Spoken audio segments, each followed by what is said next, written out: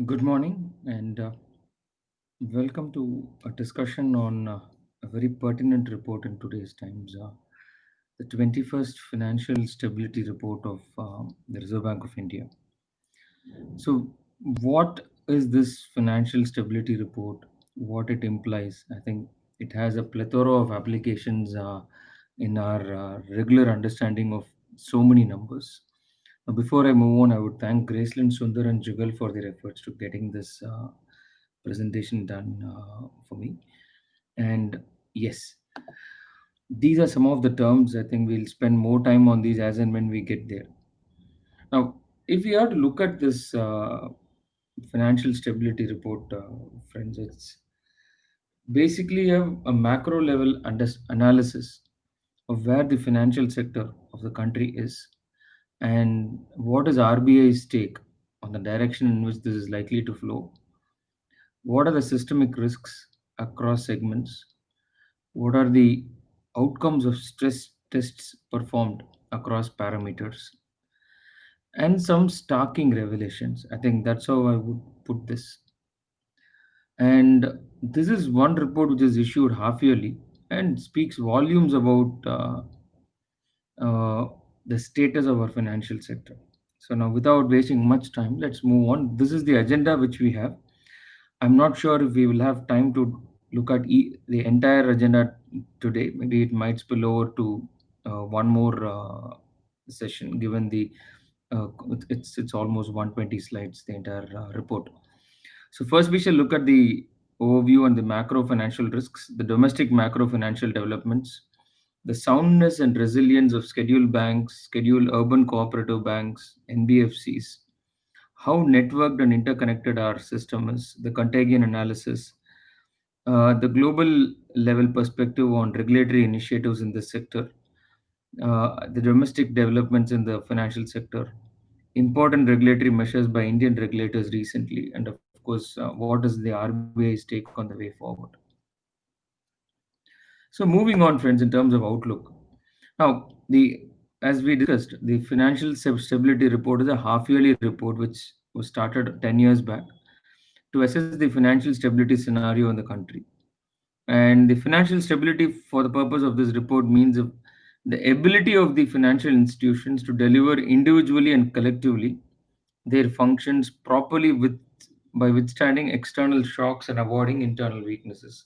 So, if you notice, if you go back to 2008, one of the bigger constraints at that time, which everyone felt, was the regulatory oversight, where they should have been in a position to understand the systemic risks and should have plugged the loopholes, which did not happen in US, I meant.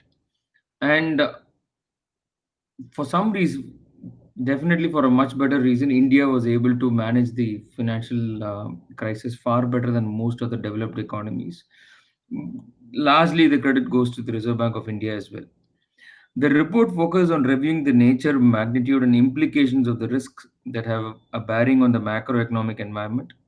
It also assesses the resilience of financial sector through stress tests. Again, you would see different aspects of the financial sector like urban cooperative bank, NBFC. Each of these is being tested for their resilience. So, if we look at the financial stability report, it is we can categorize that into three parts. One is the macro financial risks, the financial institutions' soundness and resilience, the regulatory initiatives in this space. The first part, dealing with the macroeconomic, global macroeconomic and financial market development, assumes larger relevance today because of what's happening in the COVID era. The second part evaluates the resilience of various institutions, as we saw. And third is about the regulatory and fiscal stimulus and its impact. Let's first start off with the macro financial risk from a global perspective. Now, we all know that the pandemic has had a telling impact, um, but central banks have brought in massive scale monetary and fiscal stimulus, uh, healthcare, and administrative measures in this regard to counter each of these issues. I mean, we saw the Fed directly buying junk bonds. I still remember it was about 3 months back in the month of April, if I'm not wrong. The Fed bought close to about $8 to $9 billion of junk rated bonds of movie multiplexes. I mean, it expanded its balance sheet way beyond what was originally perceived. It's still printing notes for stimuli. The RBI also gave, on its part, has given moratorium, has opened the windows for uh, banks to uh, lend to NBFCs, of course, the rated NBFCs. So there is a slew of measures which is taken by central banks throughout, but all these looks like borrowing from the future to pay for the present. So the key objective of the response so far has been to keep the markets, financial markets intact, keep the financial intermediaries unstressed and function normally, and to keep the finance flowing. I obviously wouldn't want to have a system of banks shutting down and depositors losing their money. So that's a scenario which every banker is concerned about, and the confidence in the system, if it is shaken, is very difficult to bring back. So this segment of the report focuses on the challenges posed because of the pandemic, and the responses received for the systemic risk survey has also been articulated here.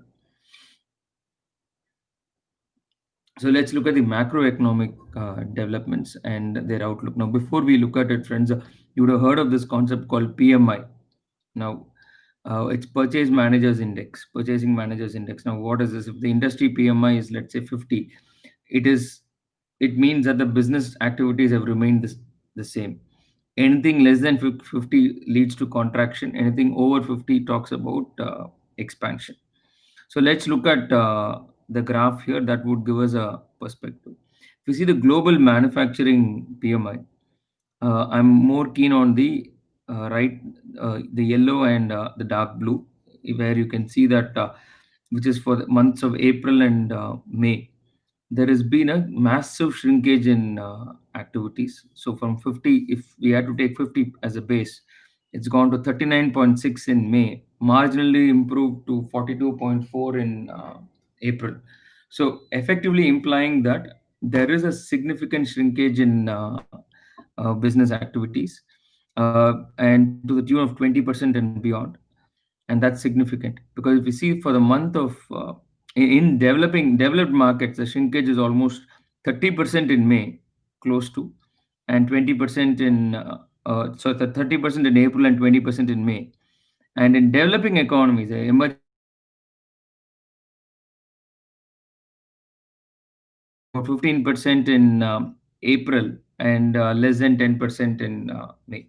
But somewhere we feel at the ground level it looks far more uh, adverse than what these numbers say.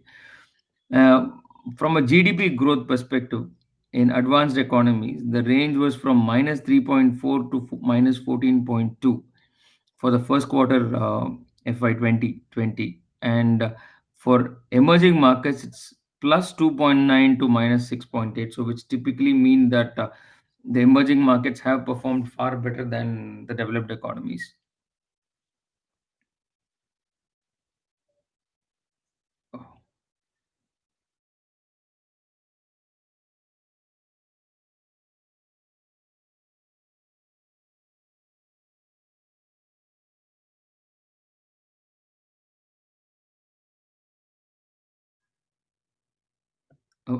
Sorry, apologies. There was some issue with the internet connection. Sorry. Hope it's clear. Okay. So moving on. Yes. So if you see the world output for advanced economies has the expectation for this calendar year is expected to shrink by 8%, and for developed economies by 3%. But this is a projection of OECD. Somewhere we see that these numbers would get revised as the times move on. But what's encouraging is there is expected to be a growth of almost 6% for developing economies for next year, vis-a-vis what's happened in for this current calendar year. According to UN Conference on Trade and Development, the global trade contracted by 7.27% in Q1 of 2020, and it is expected to decline by almost more than a quarter by 27% in the second quarter of this year, which effectively means that we are in for some serious dent on the macro front, because if these numbers are going to hold good, we are getting pushed by almost 5 years from where we are today. This is an interesting perspective, friends. The global leverage position, something we need to very, because you would have heard the case where India was concerned to borrow, I mean, to print notes, because we were concerned about our sovereign rating. And if our sovereign rating gets uh, beaten down, the cost of our borrowings would go up. And given the case where we as a nation borrow anywhere between 7 to 10 lakh crores a year, which is close to $1 trillion, more than a trillion, I mean, anywhere between $1 trillion to $1.2 trillion a year, this becomes very expensive. Now, what we are trying to put in this particular analysis is what is the position of the global, I mean, leverage across global economies. So, the global debt across all sectors stood at $255 trillion for Q4 2019. This is the calendar year 2019. And this as a share of GDP was 322 percentage of GDP. So the global debt is now almost 40% higher than what it was at the onset of the global financial crisis in 2008, which effectively means the world economy is leveraged at the highest. So there is always this case where India's debt to GDP is high, but it is high relative to what? Now, that's the benchmark which definitely keeps getting pushed higher and higher as years move on. And we would also see that developing economies are far less leveraged compared to the developed peers. And the International Institute of Finance cautions that if the net government borrowings double from 2019 levels, that's what is expected, and there is a 3% contraction in global economic activity, the world's debt to GDP ratio would increase from 32%, 322% to 342% in 2022. But honestly, this is a problem which the entire world is together. And as long as we all accept that the new number is going to be uh, what the newly acceptable norm, I don't find this to be too much of a concern. But what we are effectively trying to do is we are borrowing from our future prosperity. I think that's one way of looking at it. So if we see the global leverage, friends, I mean, the leverage can be split across household leverage, governmental leverage, non-financial corporate leverage, and financial corporate leverage. So in which case you would see that the governmental leverage, the gray line, is almost 85% of global GDP, and the non-financial corporate leverage is thereabouts at close to 95 percent. And the corporate leverage, as we consider, which is the borrowings of uh, corporates, is actually has actually come down to under 80% at this point in time. So but this is the position at this point. So the government leverage is 80%, but consolidated leverage as we speak across all stakeholders together is 3.2 times the global GDP, expected to go to 3.5. And in the emerging market, this number is significantly lower than that of the developed markets. So, but still, there has been a marked increase in the debt.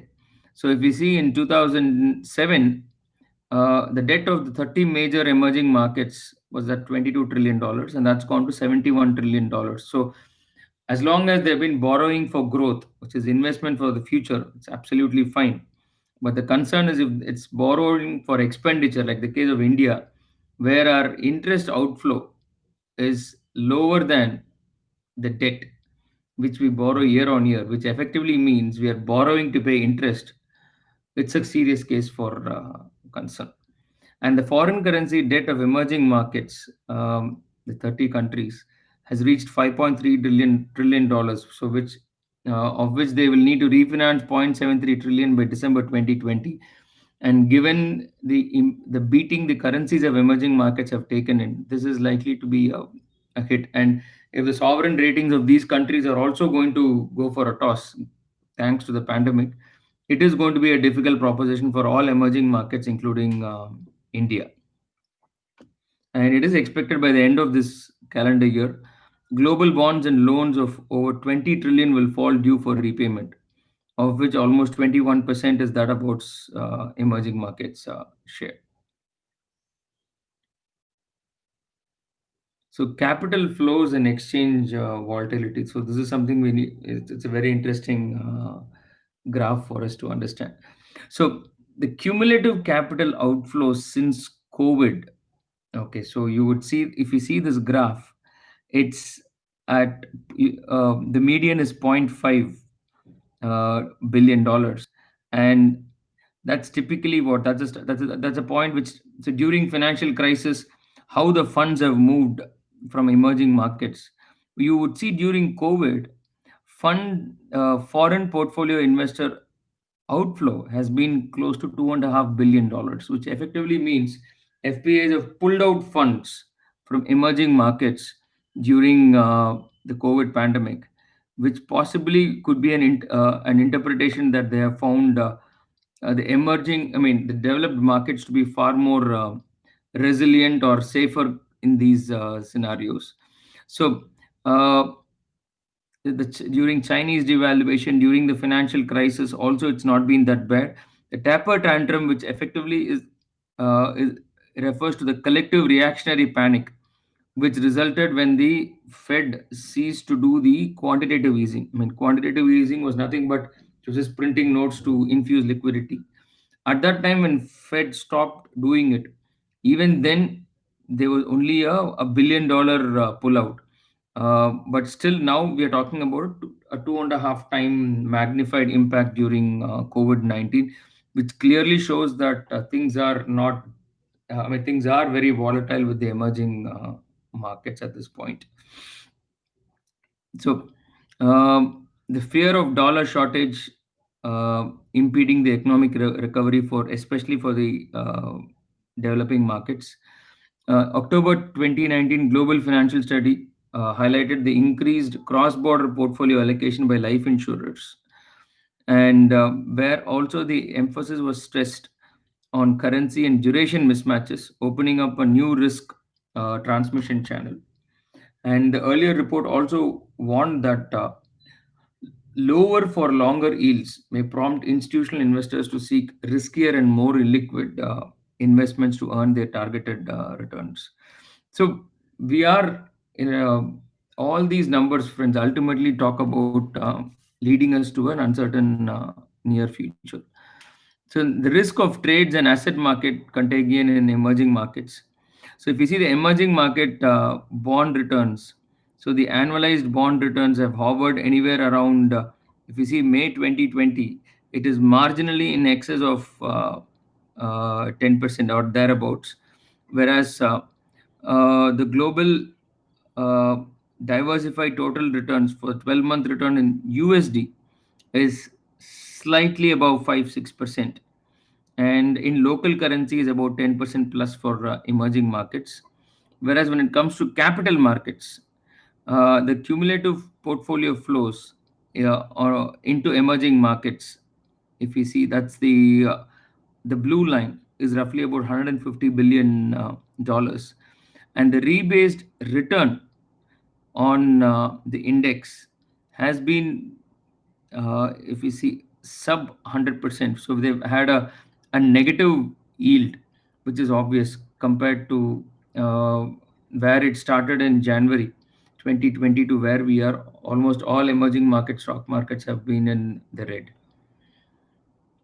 Commodity market spillovers. Again, friends, you would see the Brent futures. So currently it's hovering between 40 to $50. And 5 years ago, if you were to take, it was between 60 and $70. And even 1 year ago, if you were to take the blue one, it had fluctuated significantly, but was in right from 60 to 30 to $20. And the average spot price, if we are to pen that graph, that's again between 40 to $50.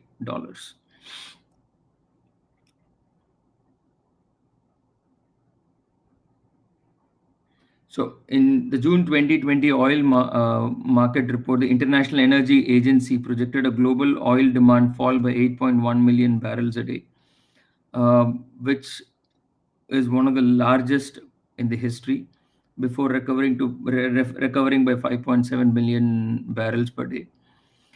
In China, the oil demand recovered fast in March and April, and India's demand again rose sharply in May.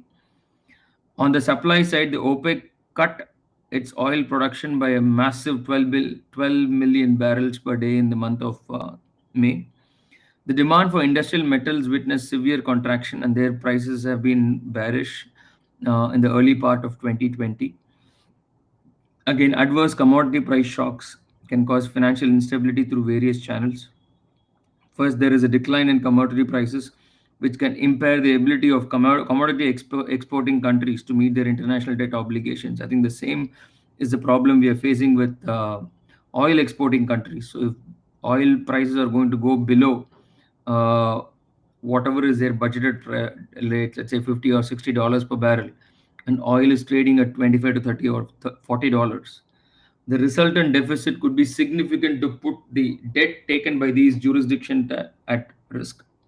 A contraction in budgetary revenues may induce some of the major commodity exporters to draw down their international balances, again, potentially impairing their international banking sector. So now comes the let's move on to the domestic macro financial development. So back home, let's look at what is the scenario, and that's more for all of us to relate to. So the domestic economic activity literally came to a standstill in April. Although for several factors, the sector's contraction became less severe from May 2020. The agriculture and allied activities, however, should continue showed some resilience on the back of all-time production highs and huge stocks of buffer stocks of rice and wheat. The manufacturing PMI has improved from 27.4 in April to 30.8 and to 47.2. Again, friends, if I were to recollect Purchasing Managers Index, so when it's 27.4, which means it's come down from 50. So the production dip has been almost 50%, and that reduction is marginally improved from 50 to 40% in May, and it's less than 8% in the month of June, which is definitely heartwarming. And if we were to look at the central government finances are likely to suffer some deterioration. Obviously, tax revenues, they're already seeing GST collections being 10 to 20% lower. Income tax collections are at 30% lower for the first quarter. So these numbers are not auguring well. If you see the net borrowings of central and state governments and the G6 and the GSEC 10-year GSEC yield, so the net amount raised as a percentage of nominal GDP by the central and state government for the year 1920 is, if we were to look at this, it's roughly around 7% of the GDP. And the total amount, sorry, the GSEC yield is about 7%.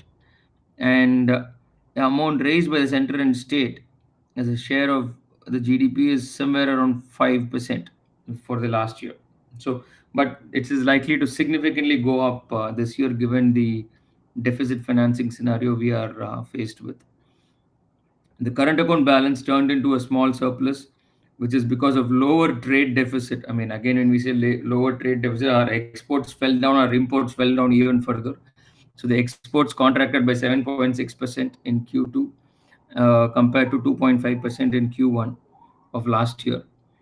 However, what helped us with the with the surplus is imports fell by 10.5% in Q2 after a fall of 5.2% in Q1. So both the sides we've had a dip. So not sure if that's right, because imports also promote domestic economic activity. So it is a contraction as far as GDP is concerned. Again, during April to May 2020-21, exports and imports collapsed with contractions of 47.5 and 54.7. That's massive. So it's come down by almost 50%. And India's trade deficit stood at 3.1 billion in May 2020, and which is one of the lowest trade deficits since February 2009. That could obviously be because it exports in May were improving, and compared to imports, that's the only reason. But it's not been anything to write home at this point in time. So you can see the graph where both the exports, the export is a blue line. Exports fell, has been steadily falling, but imports fell much more drastically. Similarly, the foreign portfolio investments, uh, if we see, the FPI's registered net inflows up to Feb 2020, and it reversed the trend where we've had outflows since March 2020. Um, if we see in the month of March, we've had a net outflow of almost $9 billion in equity, and a similar 9 billion, and another close to another $9 billion in debt. So that's a massive pullout from the economy that would definitely have impact on the exchange rates. But honestly, friends, thanks to the reserves of RBI, the rupee has not depreciated beyond the realms of reasonableness. And the equity inflows in the FPI space has been positive from there on. So April and May, we've had anywhere between $2 to $3 billion being pumped into the equity markets through the FPI route, despite SEBI creating problems on the Mauritius front. Um, and at the global level, if we see, um, India has been one of the, in 2019, we've had the maximum FPI inflows in the emerging space at close to 14, $15 billion, with Taiwan coming in next at $10 billion. But invariably, you can see money being pulled out of Taiwan, out of Brazil, out of Korea. So we've definitely had a great run, but 2020 has been very bad for most of the jurisdiction. Brazil, Taiwan, Korea have had significant outflows of 15 to $20 billion, more than $20 billion. Whereas India for 2020 so far we've had less than $5 billion of pullout by FPIs. And again, as far as debt is concerned, South Korea has performed exceedingly well, whereas India has had a debt pullout of close to $10 billion so far in 2020. So, which generally reflects the risk averse behavior of FPIs as far as India is concerned. Next, moving on to the corporate sector, the performance of the private corporate sector deteriorated in across quarters in 2019-20. For the year, during the year, nominal sales and net profit of 1,640 listed private non-finance companies declined by 3.4% year on year, and 19.3% respectively. That's massive. The decline in sales and net profit. So net profits fell by almost 20% last year. This is again, friends, if we notice this, despite the government bringing down the uh, corporate tax rate significantly to 22 and 25%, and even 15% for certain circumstances. So this is poor performance is led by manufacturing companies, and then service companies, especially those in the IT sector, even though they still remained in the positive terrain. Deleveraging by private corporate sector over the years has been stalled during the second half, as leverage ratios increased due to higher borrowings, and incremental borrowings were used towards creating financial assets, which effectively means loans and advances to subsidiaries and other companies and financial investments. And what is more concerning is this increased leverage was not used for capex. So we have not used it for investing for the future, but it's all been used either to fund deficits or for financial investments. And one other reason why the investment has not gone towards capex is India currently uses anywhere between 65 to 70% of the installed capacity.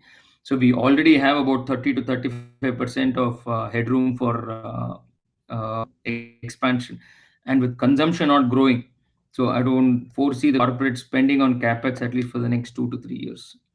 And the loan moratorium and bank credit has had a telling impact on the economy, though as much as it is good for the borrowers. If I were to look at it at the highest level, corporates 30% have taken in terms of number of customers, and comprising of 42% value have availed moratorium.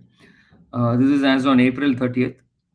MSMEs, nearly 65% of the outstanding have availed a moratorium. Individuals, more than half, 55%, others, 55%. So, in all, nearly more than half of the value of loans outstanding with various banks and NBFCs have been subject to moratorium. But if we get into the detail, friend, what is really telling is nearly 85% of small finance bank customers and 67% of public sector bank customers have taken this moratorium. So we really need to understand the health of these two segments going forward. So that's a segment to really watch out for. If at all you're an investor, that's a space for you to short the market. Small finance banks, and this is again, friends, this is, we are talking for the data available as on April 30th. It has only deepened, the crisis only deepened as we speak now. So we are still in the moratorium phase till August 31st. From the wholesale lending credit, which is lending to large institutions, as on March 20th, public sector banks accounted for 62%. So clearly the risk factor getting concentrated in public sector banks, and private sector banks is about close to 29%. The investment grade borrowers accounted for about two-thirds of the total credit outstanding, and non-government borrowers stood at about 76%. So if we are to look at, as friends, out of the total credit outstanding, public sector banks currently comprise a tad over 60% market share. Private banks, you can say around 30%, and others were at comprise the remaining 10%. And during 1920, there was moderation in aggregate credit growth driven by private sector banks. And if we were to look at the numbers, um, in the disaggregated wholesale credit lending space. Now, that's the reason why that's more important now for us to look at is again the health of the institutions is a function of the composition of their borrowers. So, for public sector banks, the disaggregated wholesale credit growth based on ownership for PSBs was about 21%. Private banks was 30%, more than 30%, and the weighted average was about 21%. This is again when we look at I'm sorry, uh, the disaggregated wholesale credit growth. Here again, private sector banks consistently have focused on deleveraging or de-risking their balance sheet. Now, this is more important for us. Again, if we are an investor or if we are someone who is analyzing the economy, the sectoral allocation of credit shows that sectors with lower credit risk weights have generally dominated credit growth. So, the manufacturing of fuel products has the growth rate in the last quarter was almost 50%. So, you know where to invest because that's where the credit is also going. When credit goes, growth automatically goes in that space. Wholesale and retail services 12%, financial services 10%, 10.2%, manufacturing, basic metals and metal products 5.3%, agricultural and allied is 4.5%, postal, telecom and IT is 4%. I think the rest comprise of 3% and below sector wise. So the larger space is manufacturing of fuel products, wholesale and retail services, I think, and financial services. Together, they constitute nearly 70% of the growth. Next, development in non-bank financial intermediation. Now, there's nothing but apart from, see, banks typically act as intermediates between people who save, who have money, and people who need money. The similar role has been played by mutual funds. So they also collect money and they lend through debt funds and corporate papers. So the net asset AUM for debt or income-oriented mutual funds grew by 70% between 2015 to 2020. Uh, so the AUM closed at 11.8 lakh crores. That's effectively the amount of income tax collection in India. The asset management companies, being large providers of fund, impact the funding market. And I think thanks to DHFL and uh, IIFL, I think both these IL&FS, I'm sorry, not IIFL, ILFS mutual funds have been extremely cautious, and they've been net sellers in this space. Resource mobilization by mutual funds significantly suffered post COVID. Open ended debt oriented schemes accounted for net outflows of close to 2 lakh crores during March alone, March 2000 alone. And Franklin case has also not helped the scenario better.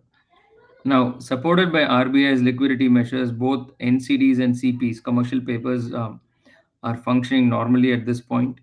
And the CP issuances by finance companies, which is NBFCs, have shown a declining tendency. And ratings dispersion of CPs vis-a-vis the NCDs shows a more varied rating profile in respect of NCDs. Now, if you see the CP issuances of non-PSU obligors, I think the financial space has been significantly outpaced by the non-financial industry. Again, NCD issues again. Here you would see the non-financial operators preferring the NCD route vis-a-vis the commercial paper route. And if you had to look at CP issuances of non-financial and non-PSU obligors, rated instruments have by far been the most attractive one. So you can see that AAA rated papers have picked up the maximum, and that's obvious. I mean, given in a scenario like this, every lender wants to be risk averse. So that's been a common complaint of NBFCs, what they've made to various to RBI, especially after even the stimulus they felt was not going to help them in any means, because most of the initial stimulus was offered only for rated agencies. And category wise CPs, if you see, if I were to look at the numbers from April onwards, I think corporates have been the largest issuers. Private NBFCs come second, and all India financial institutions, only in the month of June they've been active. But housing finance companies have just been completely muted in the last quarter. And overall, also, friends, if you notice, the CP issuances have come down from an average of about 1.5 to 1.6 lakh crores to under 1.3 lakh crores in the last quarter, April, May, and June. And if you see the housing market, the unsold inventory or the if you had to look at uh, Q4 1920, the unsold inventory stood at about 700,000 units for the country, and the inventory overhang is at one of its lowest at 32-33 months. So definitely, when the market recovers, I think the absorption is not going to take much time, because we are almost at one of the lowest in the last 10 quarters in terms of inventory overhang. That's definitely heartening to know, but we just wait for the market to expand. Now let's look at the systemic risk survey. So this is something which the RBI has initiated, and they've taken a 10-point survey across uh, people in the industry and eminent personalities. And in the latest systemic risk survey, all major risk groups, which is like the global risk, risk perception, and macroeconomic conditions, financial market risks, and institutional positions affecting the risk were perceived high. What is even more concerning is risk to domestic growth, fiscal deficit were considered to be very high. So the global risk was considered high, the domestic risk was considered very high, while the risk on account of reversal of FIs or slowdown in FDI, corporate sector, collapsing real estate prices, household savings, and collapse in household saving was perceived to be very high in the high risk category. So that's something for us to look for if we are to look at portfolio allocation of investments. And 56% of the respondents opine that the prospects of the Indian banking sector are going to deteriorate considerably in the next 1 year. That's a very, very shocking revelation for us to take cognizance of. And some of the sectors apart from banking, what they felt are relevant is, I mean, would be affected during this pandemic are tourism, hospitality, we are aware, construction, real estate, and aviation. Yes. And majority felt that localization is going to be the trend vis-a-vis globalization going forward. Now, I think this will be the last section for us to look at today. Performance of scheduled commercial banks. It's scary, friends. If we are to look at this data, we actually end up seeing that most of the banks in India are literally on the edge, or they have negative capital, which means that their liabilities are where they are, but their assets are worth a fraction of what the balance sheet reflects. So a reduction in the overhang of stressed assets continued up to the early part of 1920, and fresh slippages were arrested. But unfortunately, thanks to COVID situation, whatever good work has been done would now move on. We see the credit growth across scheduled banks was at about 5.9% for the month of March 2020. But private banks and foreign banks have led the credit growth, uh, doubling it vis-a-vis the PSU banks, which was at 3%. Same thing with deposit, but the situation is when it comes to deposits, PSU banks have attracted 7%. Foreign banks have been extremely aggressive at 17.5% deposit growth, and the overall deposit growth in March 2020 was 8.6%. So clearly, you can see the dichotomy.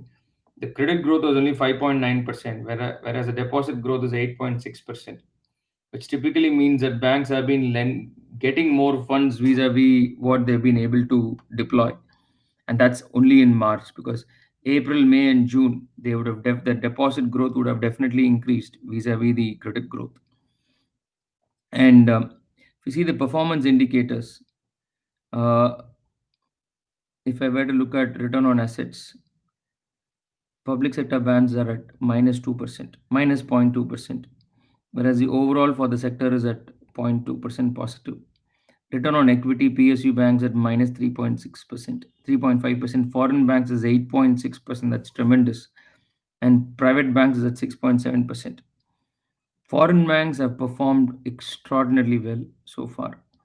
And public sector banks, 2.5% on net interest margin, uh, 3.4% for foreign banks, and 3.6% for private banks. So if you notice across parameters, friends, PSU banks have lagged, and it's unfortunate that they control two-thirds of the lending market, the banking industry in India, with such poor metrics. And if you see the asset quality indicators, scary, really, really scary. The gross and net non-performing assets reached 9.3 and 3.7% in September 19. However, it came down to 8.5 and 3% in March 2020. And this is evident from the receding quarterly slippage ratios. And you would see that as a result, the provision coverage ratio of scheduled banks improved to 65.4 in March vis-a-vis 61% in September. But some of these scariest banks to look at, the banks with high gross NPAs, shares you should just avoid: IDBI, UCO, IOB, Dena Bank, Allahabad Bank, and Central Bank of India. Their gross NPAs are ranging from 27 to 20%, thereabouts, or 18, 19%. And this is significantly higher, because invariably, if the gross NPA is so high, your capital adequacy will be negative. You would for sure not meet the capital adequacy norms, or at least the probability of not meeting is very, very high. And trends in asset quality, scheduled commercial banks gross NPA ratio, if you notice, for PSUs it is 11.3%, and that's again for March 2020, friends. Overall, for the industry, it was 8.5%, but for the other two, private banks and foreign banks, it's like 4.2 and 2.3%. Net NPA for PSUs is 4.1%. I mean, if you are at the cusp of complying with capital adequacy, and if this 4.1 is going to be knocked off, you are in for some serious concern. So the provision coverage ratio is one of the lowest for public sector banks, and quarterly slippage ratio, again for public sector banks, is one of the highest. I mean, In all matrices, they are inversely they're placed in the inversely desirable categories. And if you see the trends in capital adequacy norms, it's been falling down. Quarter on quarter, it's been falling down. But if for public sector banks, it's at 13.1%, is at 14.8%, 13.1 for March. Private banks is 16.7, and foreign banks is 17.1, and for the sector it's 14.8. But what is more scary is, amongst the bank groups, private banks recorded a marginal rise in capital adequacy ratio. The Tier 1 leverage ratio contracted in March 2020 for all bank groups. So, in cases where banks face sizable and long lasting shocks, and where the bank's capital adequacy is affected, targeted actions would be required, including asking banks to submit credible capital restoration plans. That's why you can see HDFC going in for QIP, Kotak is going for fundraise. Almost all good banks are going in for fundraise to protect themselves. And it's bad when capital adequacy ratio is eroded. And what are the main sectors in the gross NPA? So this is again a sector for us to avoid, to look at if we are going to lend or to invest. Gems and jewelry expected, construction, engineering, mining, uh, basic metals, food processing, uh, within the manufacturing space, paper and their products, electricity, textiles, infrastructure, vehicle transport, cement and their products, rubber, plastics, chemicals and their products. So, all these sectors are stressed within the gross NPA ratio. And if we were to look at the overall NPA spread, stressed advances, friends, retail has one of the lowest. Services at 2%, services are at 7.2%. Industry, where we saw all these categories, was at 14%, and agriculture is at 10%. Because the other problem of agriculture, which doesn't come to light, is the government writes of agricultural loans. So that's part of government funding. And the credit quality of large borrowers. If you see the share of large borrowers in scheduled commercial banks, overall loan portfolio is 51%.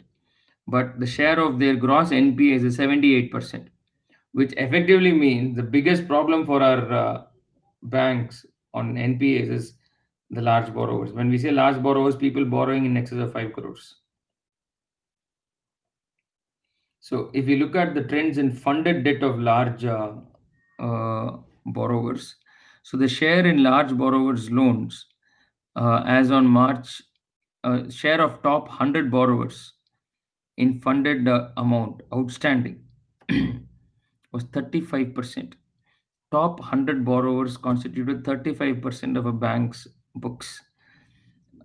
Share in scheduled commercial banks loans was 17.5%. Share in large borrower gross NPAs was 16%. And the composition of funded amongst outstanding for the large borrowers. So funded borrowings was almost 80%. So when I say funded versus non-funded, Nirav Modi is a classic case of non-funded large borrower account which gone bad, where the bank, it was more a bank guarantee which was given. If effect, you can call effectively, when the guarantee was invoked, it became a funded exposure. So nearly 80% of large borrower loans are funded loans. And if you look at the banking stability indicator, okay, so five indicators were used for soundness, asset quality, profitability, liquidity, and efficiency. No comfort can be drawn at this point in time by looking at the banking stability index for March, uh, because there was a marginal improvement uh, in asset quality and profitability. But what this doesn't reveal is what has happened post March 2020, because COVID would have ruined the ratios. So I don't find much purpose in taking comfort from this. If we are to look at this, is an interesting chart, friends, the international comparison for emerging markets. The fact that banks starting to provide more for expected losses on their loans, while assessing the ability of the borrowers to repay, um, even including the government support, and the expectation of further pressure on banks along with low levels of interest rates, is reflected in the analyst's expectation of profitability. For emerging markets, like Brazil and Mexico, or even Poland, for that matter. We are all talking about, except China, there is no geography of credibility where they are expecting a positive profitability for the banks at the global level. Effectively, they are expecting banks to make losses, so there's no point in investing in shares of bank this year. The capital Okay, if we were to look at the macro stress test, so this became the headlines when the report was published for the next morning. Let's understand. So what RBI did was, they took what will be the scenario if the baseline, which is if the current scenario continues, if things get marginally worse from the current scenario, it's already bad, but still, or if things get really bad, and if things get really, really bad, what will happen? So, baseline, medium stress, severe stress, and very, very severe stress. So, assessment under the GDP growth is expected to be minus 4.4 to minus 9%, close to minus 8.9. The combined fiscal deficit is likely to be from 10.9 to 13.9%. Inflation 4.1 to 11.8%. When I say 4.1 to 11, 4.1 is at baseline and 11.8 is in a very, very bad scenario. And exports to GDP is likely to decline anywhere from 10% to be from 10.2 to 4.2%. And what is interesting is the gross NPAs. The ratios of all scheduled banks may increase from 8.5% in March 2020 to 12.5% in 21. And under the severe case, it can go up to 14.7. That's what was mentioned in the headlines as well. And if we see the bank-wise distribution of CRAR, which is the risk-weighted ratio, or the capital adequacy ratio, as you might otherwise call, for 55 banks, it is expected to be less than 9% for anywhere between 3 to 5 banks next year, which means they are going to be non-compliant. Even 9 to 10%, we are expecting 4 to by 5 banks to fall within that category. 10 to 11, anything. So we are talking about a good number of 20 to 25 banks just meeting or falling below the capital adequacy ratio norms, which is very, very scary, friends, for the sector as such.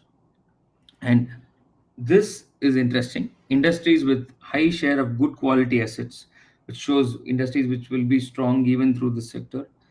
NBFCs, general purpose loans, businesses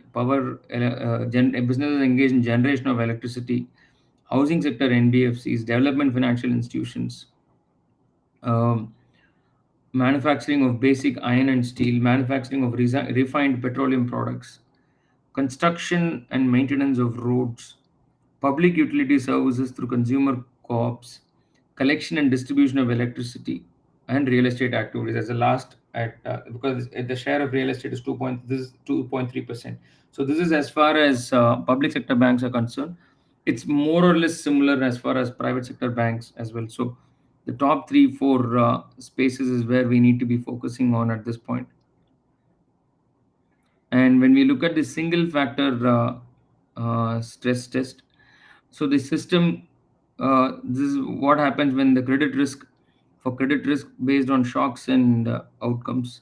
So on the baseline, the CRAR is expected to be 14.6 capital adequacy, and it is likely to come down by 9.3 to 9.3 in shock 3.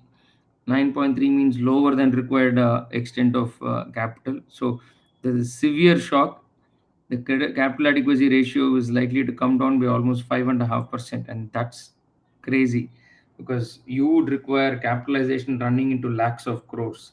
And today we look at companies raising, even HDFC's QIP, if I'm not wrong, is about 15,000 crores. And if you see at the bank level, the credit risks and shocks, if we had to look at individual borrowers' exposure, very, very revealing, friends. The extreme scenario of the top three individual borrowers failing to repay, the impact was significant for three banks, accounting for almost 3% of the total bank's assets. So if three individuals don't repay for three banks, the extent of damage is 3% of total assets. That's crazy. That shows the extent of credit concentration risk which is preserved between certain institutions.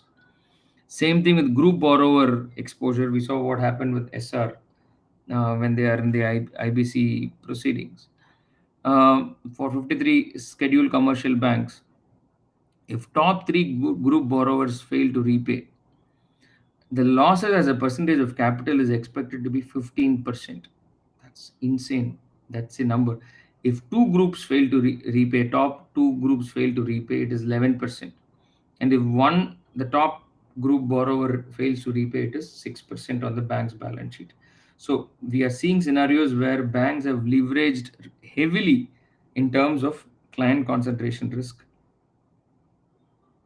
And again, when you have to look at sectoral credit risk, energy, basic metal and metal products, uh, all engineering, infrastructure and transport, textiles, infrastructure, communication, construction, food processing, vehicle parts and transport equipment, gems and jewelry.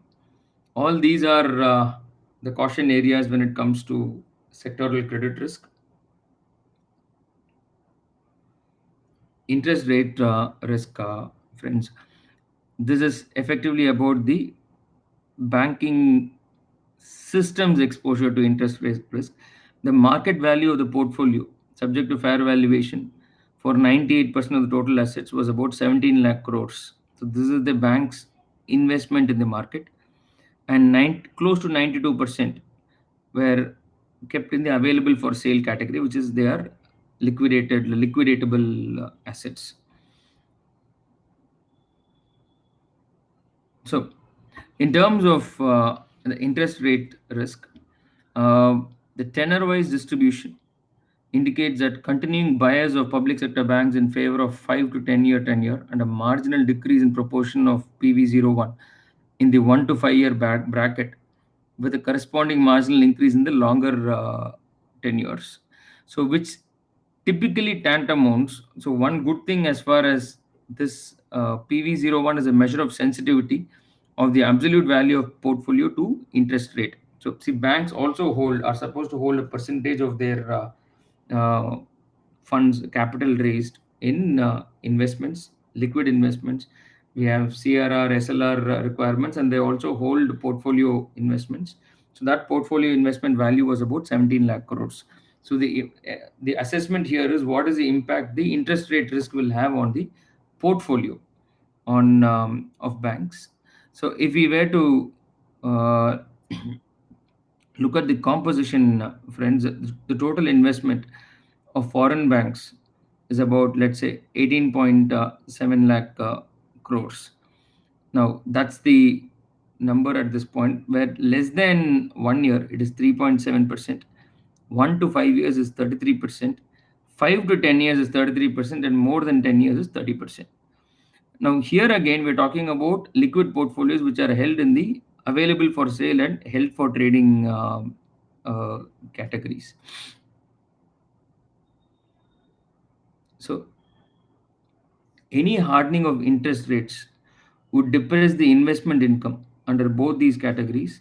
And so, obviously, it's like banks putting in fixed deposit. So, any hardening of interest rate, this would bring it down.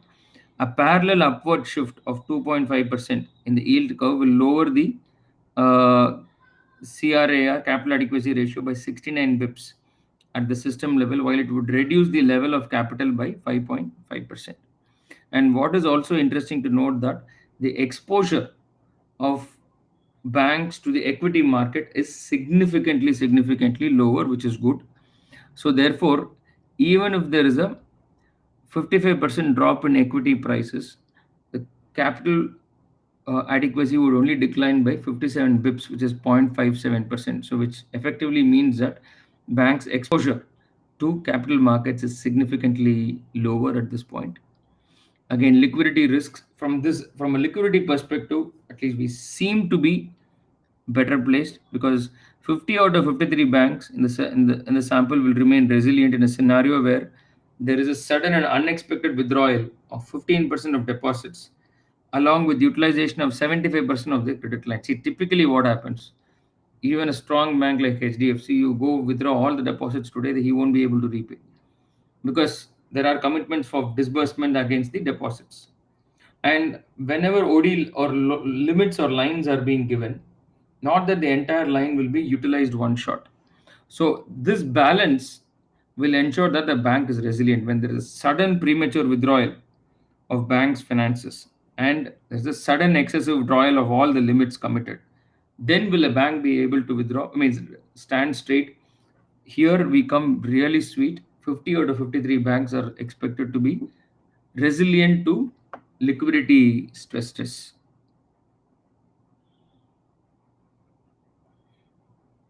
Yes, friends. So I would prefer to stop here for today and look at scheduled urban cooperative banks for the next session. Thank you.